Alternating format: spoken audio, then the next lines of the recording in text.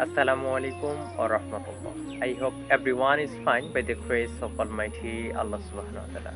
Alhamdulillahi Rabbil Alameen. Dear brothers and sisters, today I would like to talk about the importance of patience. Allah says in glorious Quran in Surah Al-Baqarah chapter number 2 verse number 153, Inna Allaha masabirin. That means indeed Allah with those who are patient. So now we are able to understand this thing very easily, right? But maximum time or most of the time we are hopeless about our time. When we are facing critical time, we hopeless that what happened next time, what happened tomorrow, etc.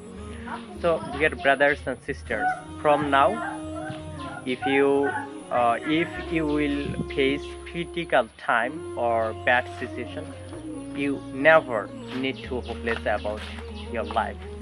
Inshallah, Allah with you. So never hopeless about your life.